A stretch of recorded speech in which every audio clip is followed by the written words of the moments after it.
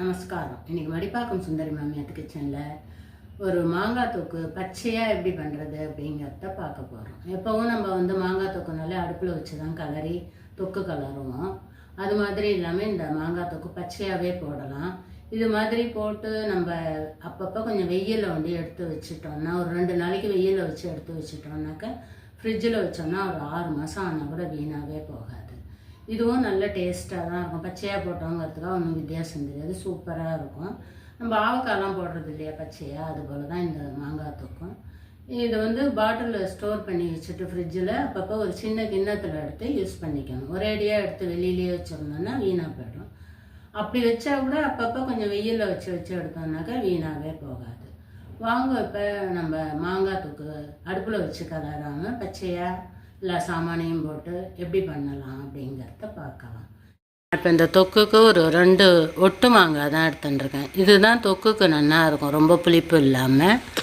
இது நல்லா அலம்பி தொடச்சிட்டு ஈரம் இல்லாமல் காம்பை நறுக்கிட்டு இது போல் தோலை சீவி வச்சுக்கலாம்.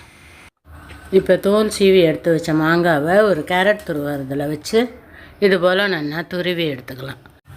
இப்போ இந்த மாங்காய் துருவில் அந்த கப்பால் எனக்கு ஒரு 4 கப்புக்கு இருக்குது. அதுக்கான அளவுக்கு நம்ம உப்பு போட்டுக்கலாம். ஒரு 2 கைப்பிடி அளவுக்கு உப்பு எடுத்துங்கிறது.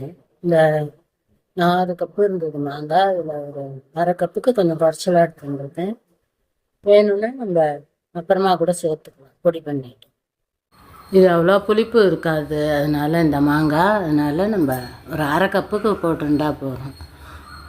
நான் கல் உப்பு தான் அப்படியே போட்டுக்கிறேன். இது அப்படியே கரைஞ்சிரும். இன்றைக்கி ஒரு நாள் பூரா அப்படியே வைக்கிறத இது கரைஞ்சிரும். நீங்கள் வேணால் பொடி பண்ணி மிக்சியில் கூட போடுறதுனா போட்டுக்கோங்க. ஆனால் கல் உப்பு தான் போடணும், தூள் உப்பு வேண்டாம். இதால் ஒரு ஸ்பூன் அளவுக்கு மஞ்சள் பொடி, இன்னொன்று 1 ஸ்பூன். இப்போ நம்ம போட்ட மஞ்சள் பொடி உப்பு எல்லாத்தையும் நல்லா கலந்துட்டு 4 பக்கமும் நைட்டு ஃபுல்லாக அப்படியே வச்சோம்னாக்கா அதில் உள்ள உப்பெல்லாம் கரைஞ்சி நல்லா மாங்காய் ஊறி இருக்கும். கைப்படாமல் இது கரண்டியெல்லாம் நல்லா ஊறுகாயை கொஞ்சம் அமுக்கி விட்டுடுங்க. அமுக்கி விடுறதே நல்லா அது உப்பு ஊறின்னு இருக்கும் எல்லா மாங்காயிலையும். இது மேலே ஒரு துணியை வேடு கட்டிட்டு ஒரு நாள் ஃபுல்லாக வெயிலில் வச்சுட்டோம்னாக்கா 6 மாதம் ஆனால் கூட வீணாக போகாது. இப்போ வெறும் வானலில் எண்ணெய் விடாமல் 1 ஸ்பூன் அளவுக்கு கடுகு, ஒரு அரை ஸ்பூன் அளவுக்கு வெந்தயத்தை போட்டு நல்லா செவக்க வறுத்துட்டு அதை பவுடர் பண்ணி வச்சுக்கணும்.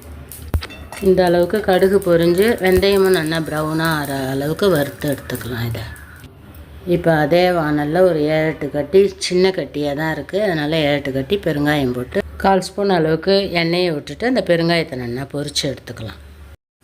இப்போ இந்த பொரித்த பெருங்காயத்தையும் நம்ம வறுத்து வச்சுருக்கிற கடுகு வெந்தயத்தோடு போட்டு மிக்சியில் பொடி பண்ணிக்கலாம். இப்போ அதே வானலில் நம்ம மாங்காயில் அந்த கப்பால் 1 கப்பு அளவுக்கு நல்லெண்ணெய் விட்டுருக்கேன். 4 கப்புக்கு 1 கப்பு நல்லெண்ணெய்.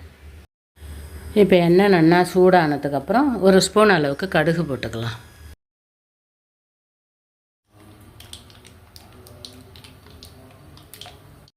கடுகு எல்லாம் நல்லா பொரிஞ்செடுத்து இந்த ஸ்டேஜில் நம்ம ஸ்டவ் ஆஃப் பண்ணிடலாம். இந்த எண்ணெய் நல்லா ஆறட்டும். அதுக்குள்ளே நம்ம வறுத்து வச்சுருக்கிற வெந்தயம், கடுகு, பெருங்காயத்தை பொடி பண்ணிக்கலாம் மிக்சியில்.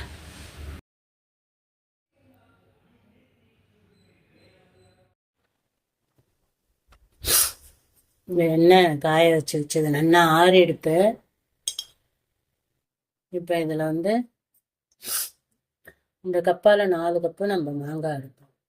நான் அரை கப்புக்கு கொஞ்சம் கூட ஒரு ஸ்பூன் கூட எடுத்துட்டுருக்கேன். அவ்வளோதான், அரை கப்புக்கு கொஞ்சம் கூட எடுத்துட்டுருக்கேன்.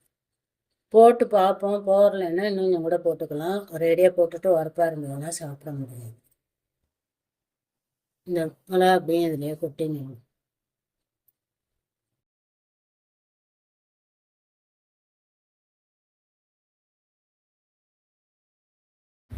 இப்போ பொடி பண்ணி வச்சுருக்கிற கடுகு, வெந்தயம், பெருங்காய பொடியை அதில் எடுத்து போட்டுடலாம். இப்போ நம்ம போட்ட பொடி எல்லாத்தையும் கட்டி இல்லாமல் இந்த எண்ணெயில் நல்லா கலந்து வச்சுக்கலாம். இப்போ ஒரு நாள் ஃபுல்லாக இந்த மாங்காயை நான் வெயிலில் வச்சுருந்தேன்.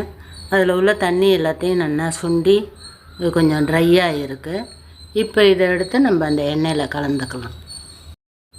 எல்லா மாங்காயும் போட்டுட்டு அது நல்லா எண்ணெயோடு படுற மாதிரி நல்லா மிக்ஸ் பண்ணிவிட்டு ஒரு 2 நாளைக்கு ஒரு அகலமான பாத்திரத்தில் போட்டு அப்படியே வெளியிலேயே வச்சுக்கலாம். அப்போ தான் நல்லா ஊறும் ஊறுகாய்.